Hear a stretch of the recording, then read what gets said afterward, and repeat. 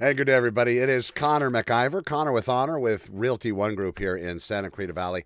I wanted to talk about what I do for real estate buyers. Now, there's a lot of people out there looking to buy residences. They are looking for an agent. They want an agent that's not going to lead them astray, right? They want somebody that's going to stay with them, be their backbone for this whole thing, and help them through the process.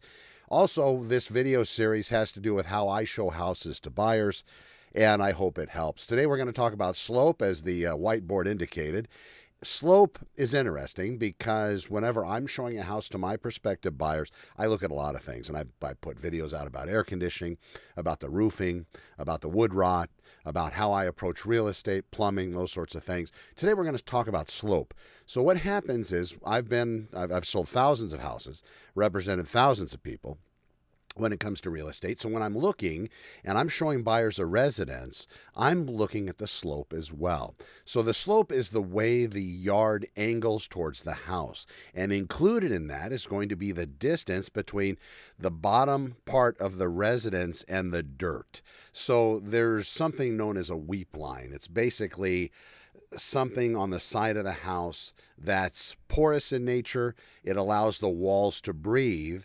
There's supposed to be a certain distance between the dirt or even poured concrete and this weep line at the base of the house. If it's covered, then things start to happen, and rot and potential mold can happen as well. So that's part of this. But looking at the slope, looking at this distance, is something that could be relatively expensive to fix. So going in as a buyer knowing that this condition exists is important. Now, when you're looking at the weep line or the bottom of the residence, and you're also looking at the slope, if there's concrete that's been poured there and there's no space, that could equate to hundreds, if not thousands of dollars to fix.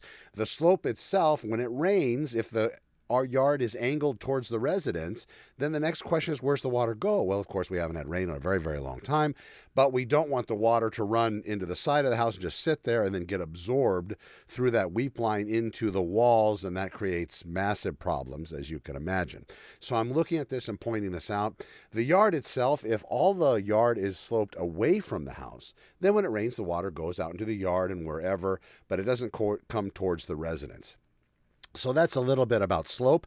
There are other things to look for, patches in the backyard as far as, excessive water and so on. But the slope is something that is important to look at as I'm representing my real estate buyers, so I can talk them through the entire process and try to save them money before they have to hire a home inspection. Maybe the slope's going to be too much to fix. Maybe it's too big of a problem. Maybe we shouldn't even move forward with an offer. I'm Connor McIver, Connor with Honor. I appreciate you watching. When you need me, save my number and forward me to your friends, family, and, well, whomever. I'll talk to you soon. I am Connor McIver, over and out.